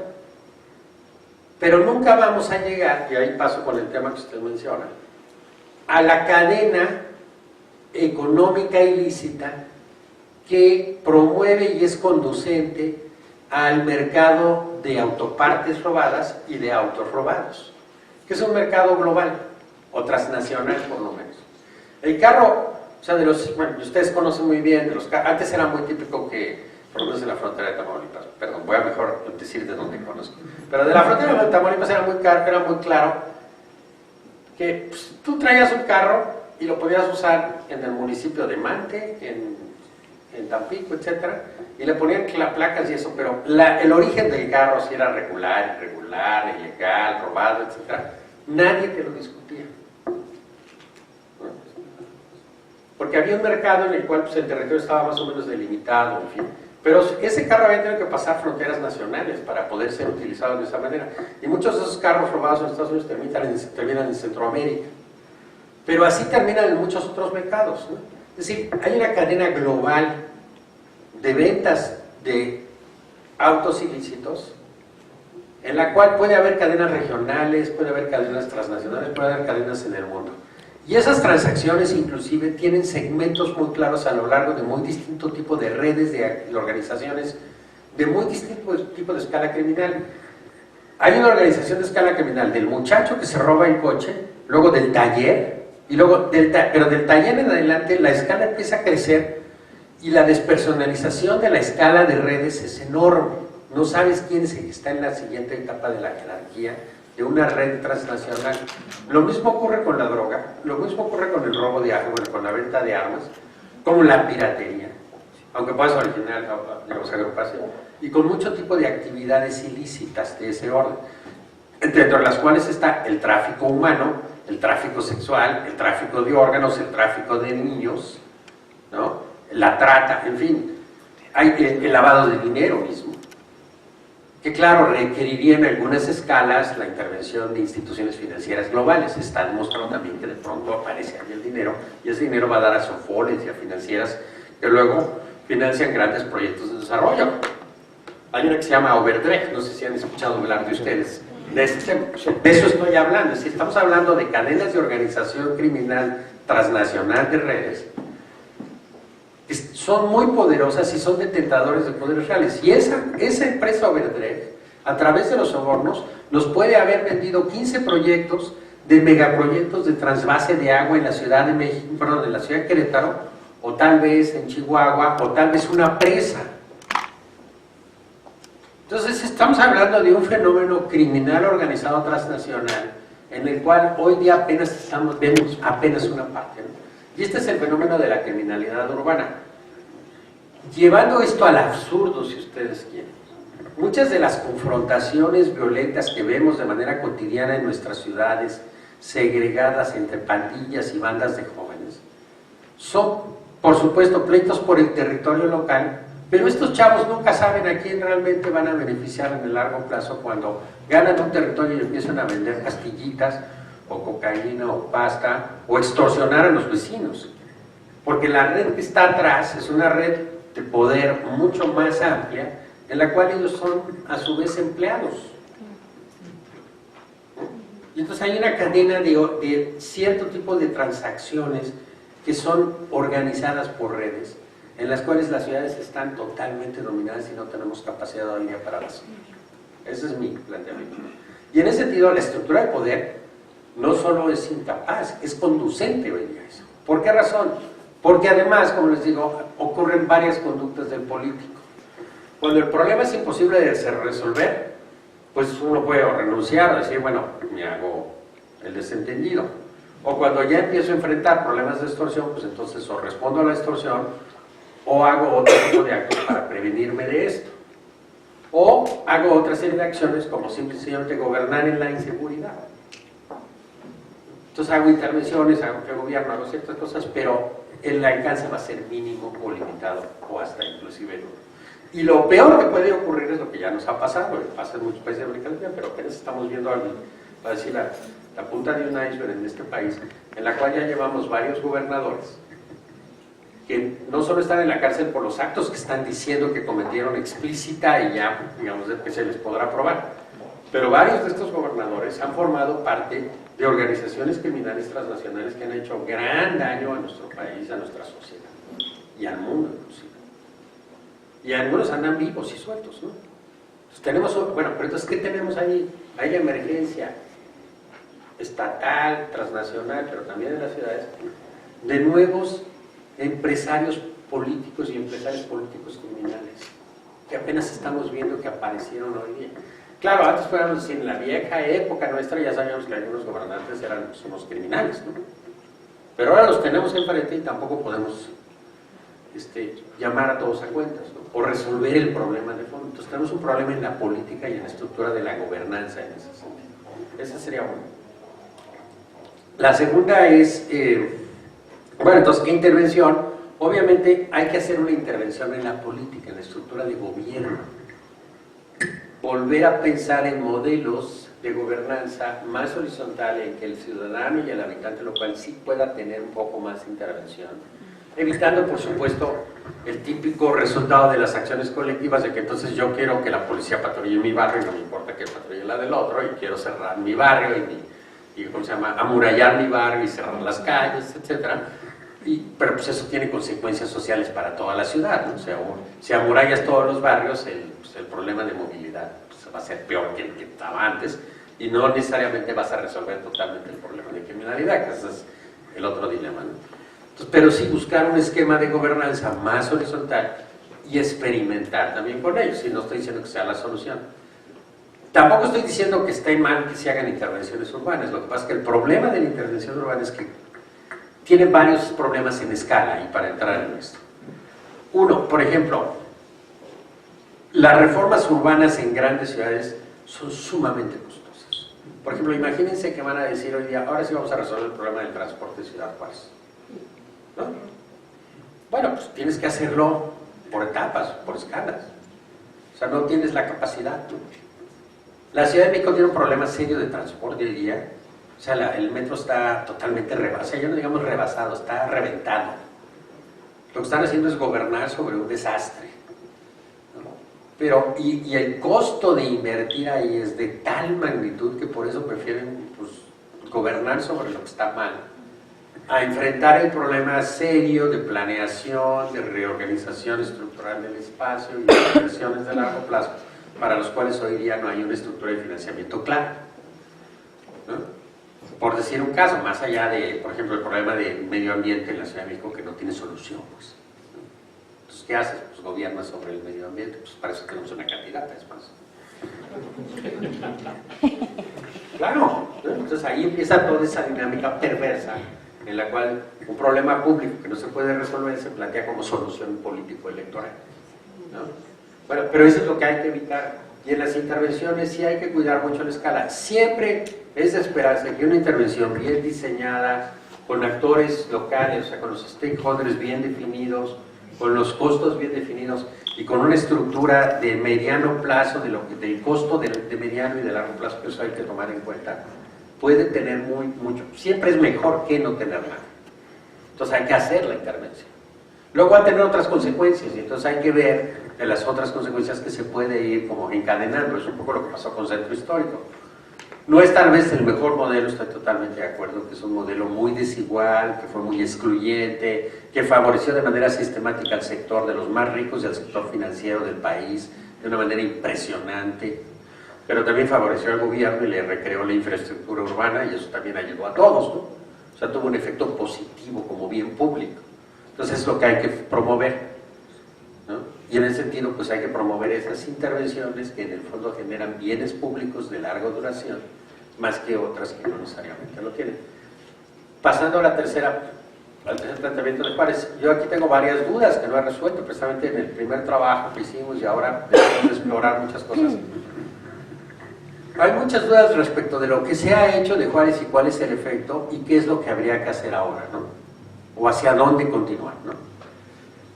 Obviamente el programa este de que era Todos Somos Juárez, que fue sumamente criticado, ustedes no tienen que decirme, es obvio que fue un programa con una legitimidad casi nula, con una forma de construcción de, digamos, de ideas y de consensos, si no nula, muy negativa, con efectos de corto plazo que no se vieron claramente, con un fenómeno de violencia durante el proceso de intervención que no bajaba y entonces generaba toda una serie de formas de explicación y de intervención muy complejas, ¿no? Pero fue un programa que, en donde la infraestructura de la ciudad cambió. Es lo que lo mencionaba, por ejemplo, Alfonso. Yo me acuerdo cuando las primeras exploraciones en la zona del poniente y después, y cómo iba construyendo, o sea, ahora sí que se construyeron kilómetros de cemento urbano de una manera impresionante. La pregunta es si eso resolvió el problema, ¿no? Pues no lo resolvió, pero algo debió haber quedado como para partir de ahí a producir otro tipo de intervenciones en escalas, tanto, porque fue una intervención de escala de ciudad. Ese es el otro elemento que es muy raro ver una intervención de este tamaño en nuestros países. El único antecedente de este tipo en materia de seguridad lo tuvo la ciudad de Medellín con el Plan Orión en los años, a fines de 1998,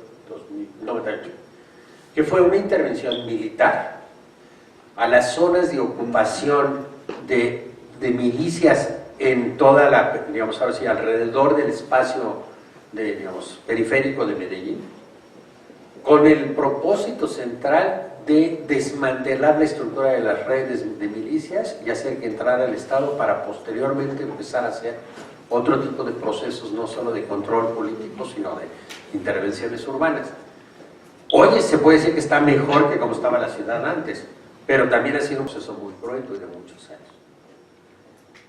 En este caso hubo intervención militar, hubo intervención urbana, etc. No está claro todavía cuál es el efecto de la reanudación. Sí tiene efectos, ya se empieza a mostrar claramente un rostro urbano diferente, pero la violencia no ha desaparecido.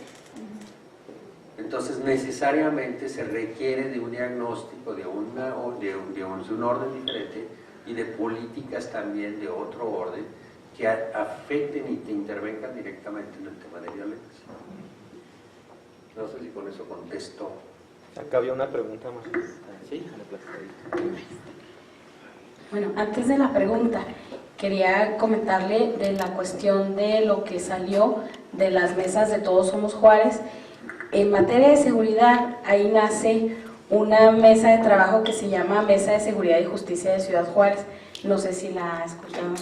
Entonces, bueno, yo formo parte de 6 años de esta Mesa de Seguridad y Justicia, en donde pues, se crea un fideicomiso del empresariado y bueno, pues se tienen ahí las reuniones mensuales con las autoridades de los 3 niveles de gobierno para estar monitoreando indicadores de los delitos de alto impacto, que en la mesa fueron catalogados pues, el homicidio, la extorsión, el secuestro, el asalto a mano armada y con violencia, y la cuestión del robo de los vehículos.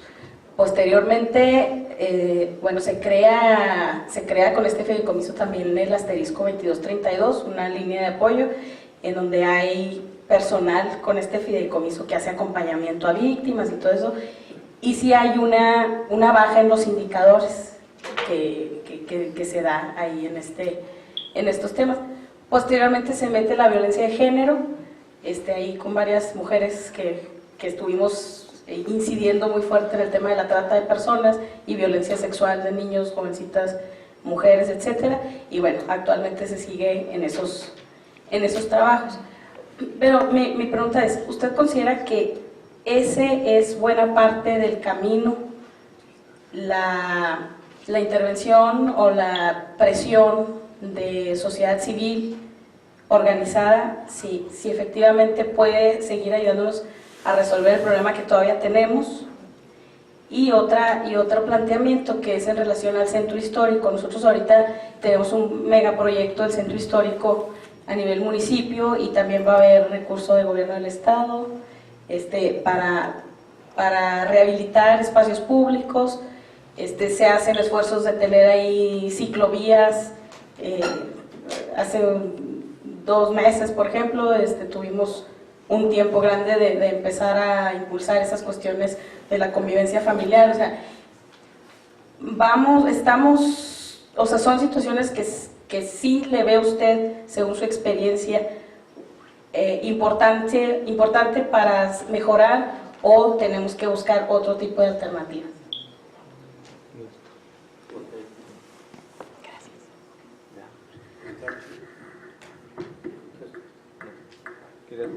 Si no hay otra, porque yo ya creo.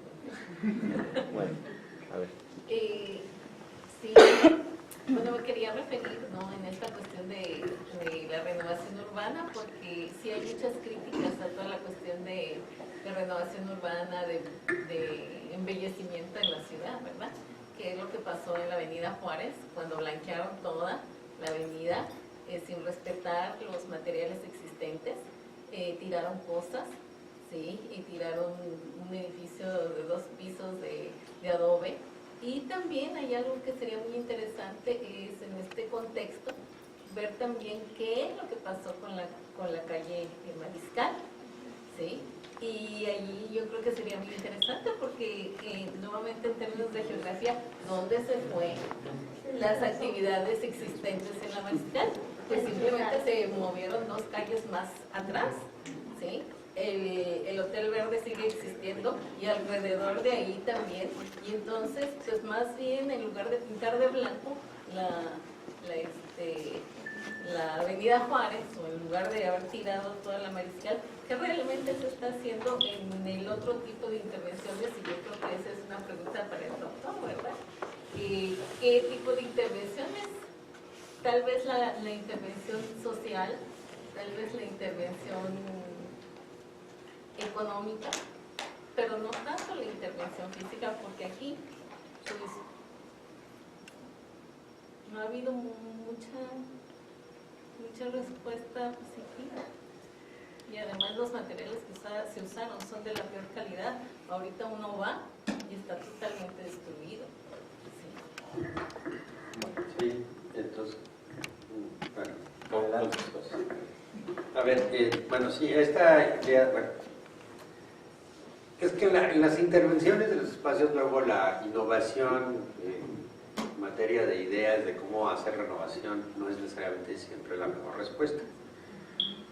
Pueden tener este ejemplo, pero pues yo les puedo poner el ejemplo de la renovación del espacio histórico de Puebla capital, les puedo poner Campeche, les puedo poner... O sea, hay muy distintos tipos de formas de lo que se ha hecho para recuperar centros históricos. Y algunos están bien, pero las consecuencias hay que plantearlas y los costos también. La relación costos-beneficios sociales, yo creo que es lo que hay que plantear ahí, ¿no? A veces yo pienso que, bueno, ¿por qué no hacer esa intervención o en vez de esa intervención aprovechar los recursos para otro tipo de intervención en el espacio urbano de otro orden y dejarla a otro tipo de cuestión de comercial o política totalmente diferente, ¿no? Porque aquí entra todo un problema, ¿cierto? Es que aquí hay un problema que quiero, digamos, tratar de responder todas de las ideas aquí al mismo tiempo. Hay una concepción de que el centro histórico es ese y es recuperable y es benéfico hacerlo.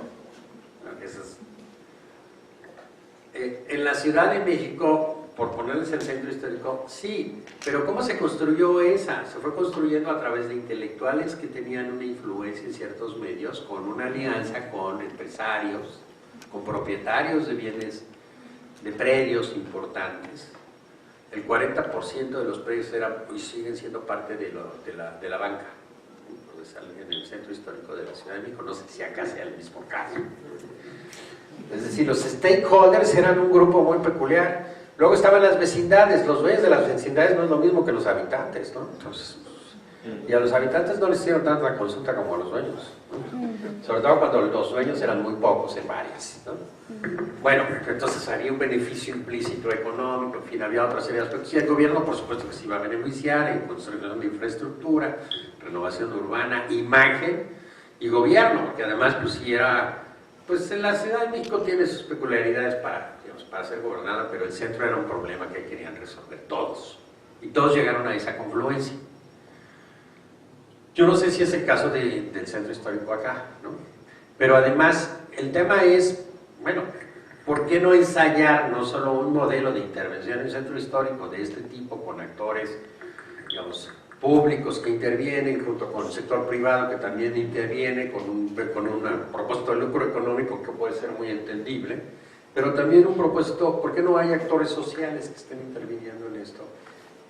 Y figuras como auditores sociales que estén proponiendo cosas de alternativas, digamos, de intervención y formas de costos y alternativas también de estética urbana en la que no se van a poner de acuerdo todos. ¿Sí?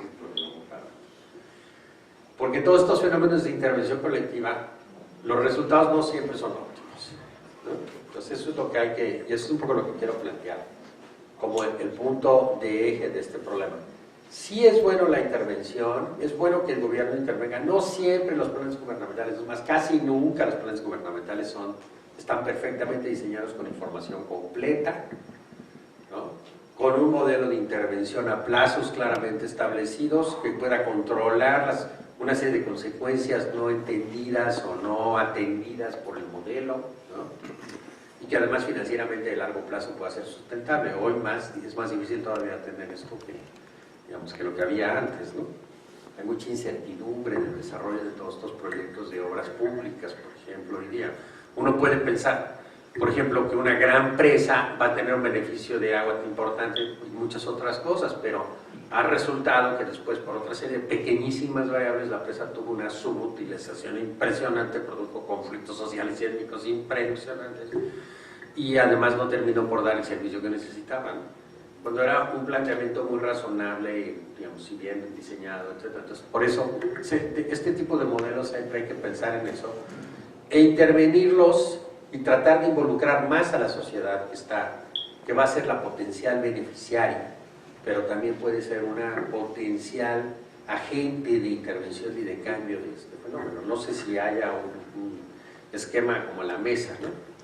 Bueno, y sobre la mesa, ocurre, bueno, yo conozco solamente lo que se ha escrito y estuve en un par de reuniones sobre las mesas. Me parecieron que son un modelo muy importante de intervención social. No es el único modelo de intervención social y de la sociedad. Los empresarios también se metieron en muchos ámbitos y no solo en la mesa.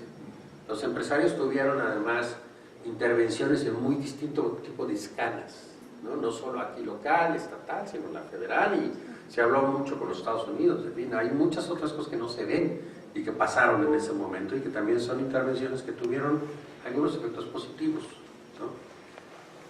Y se piensa, y esto es un poco digamos, como planteamiento y como dilema, lo planteo y luego hablo más claramente de la cosa.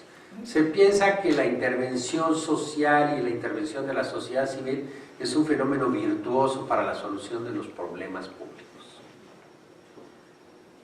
Pero la acción colectiva que producen las distintas intervenciones no necesariamente, es mi tema de economía política, la acción colectiva está sujeta a condicionantes estructurales de ciclicidad, en la cual no todos los resultados de una acción colectiva son óptimos, racionalmente aceptables y preferibles por todos y le producen beneficios a todos. Muchas veces inclusive el producto total es subóptimo. Esa es la idea de la economía política y por eso quiero plantearlo claramente en el problema urbano. Cualquier intervención en violencia urbana tiene que tener en cuenta que muchas veces la acción colectiva produce resultados subóptimos y es lo que nos ha estado pasando en nuestros países. Esa es la tesis de fondo de la discusión. Pasando a la mesa, sí es una forma de intervención de la sociedad civil que fue muy importante, modeló y obligó al gobierno y a los distintos actores a reformar y reestructurar buena parte de las políticas con las cuales se estaba interviniendo en primera etapa. Se escuchó a la mesa en la gran mayoría de las situaciones, según tengo entendido, en otras no tanto, pero tampoco tiene que ser de que yo quiero esto y entonces me lo vas a cumplir así, ¿no? Porque pues, no era ese el motivo ni es un proceso dialógico de intervención, ¿no? Sería un modelo autoritario de imposición en ese caso, ¿no? Pero bueno, pero tal vez en ese sentido también hay que entender que la escala de la intervención y el poder de la mesa era también limitado en ese ámbito. Y es ahí donde se produjeron algunos resultados muy positivos y otros que no lo son tanto. No porque la mesa esté bien o mal, sino por la situación en la que está interviniendo. Es muy difícil hacer que el ejército entienda, escuche y atienda a la sociedad civil en todos los lados, en todas las historias, en todos los países. Pero se logró algo. Se logró que el gobierno cambiara y modificara parte de la política. Se logró que hubiera otro tipo de intervenciones adicionales. Se puso en la mesa o se pusieron temas nuevos o temas que fueron agregándose muy importantes para la ciudad y para la problemática social de Juárez. O sea, todo eso estuvo bien, pero hay que entender que en ese contexto fue un resultado muy bueno, muy importante, muy positivo, que estaba estructurado y ahora sí encuadrado en un ámbito de una intervención múltiple de agentes federales e internacionales muy fuerte, ¿no? Y además, finalmente, es el otro tema, quiero decirlo muy claro, en donde la criminalidad también estaba actuando de manera muy clara. Y si no entendemos que había una dinámica criminal de guerra interna entre bandas en el espacio, también ese es el otro gran problema que no hemos logrado resolver. Hay una intervención urbana y una intervención gubernamental que trata de resolver esto. Pudo haber hecho resultados positivos en un lado y resultados negativos en otro, pero estaba en medio este fenómeno de enfrentamiento y tal vez el gobierno no tuvo la capacidad para resolver este problema del enfrentamiento de bandas, porque no lo tuvo y no lo tiene todavía. ¿No? Y lo que ocurrió aquí sigue ocurriendo en otros territorios. Y lo que está haciendo el gobierno es tener actuaciones como bombero nada más, no está interviniendo el problema, no lo está resolviendo. Entonces la mesa, la intervención de la sociedad son parte innecesaria e importante que hay que entender, pero hay que tomar lecciones aprendidas y entender que hay otras escalas en las que también hay que intervenir y otras maneras en las que hay que, digamos, también actuar para que se fortalezca la sociedad local. Porque además ese es el otro problema, cuando se habla de la intervención de la sociedad civil, no necesariamente es la sociedad en su conjunto, sino son actores con poderes específicos, con capacidades comunicativas muy diferentes. La sociedad civil es muy desigual. Como les decía, si la estructura urbana nos muestra grandes desigualdades, esto estructura una sociedad civil muy desigual también, con actores que participan y tienen poderes de intervención, voces, votos y vetos muy distintos a otros. Entonces ahí hay que entender que esa es una lección aprendida muy importante para esta ciudad y para otras, ¿no? No sé si con esto respondo. Bueno, pues queremos agradecer a Arturo.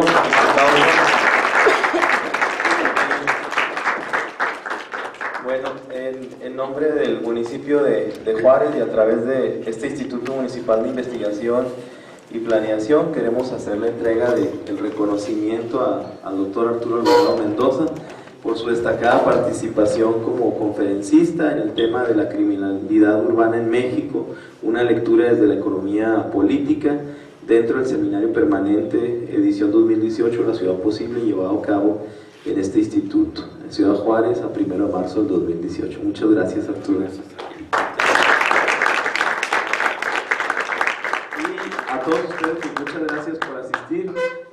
Vamos a tener una próxima sesión. Hemos tomado ahora la decisión aquí con el director. Lo vamos a hacer cada 2 meses el encuentro. Tenemos varios, vamos a abrir un diplomado y vamos también a abrir una maestría, un posgrado en gobierno urbano y ciudad. Por ahí dejamos alguna información y esperemos que algunos de los que están aquí luego sean maestrantes de esta maestría que vamos a hacer en convenio con el Colegio de Chihuahua. Aquí hay 2 textos que dice...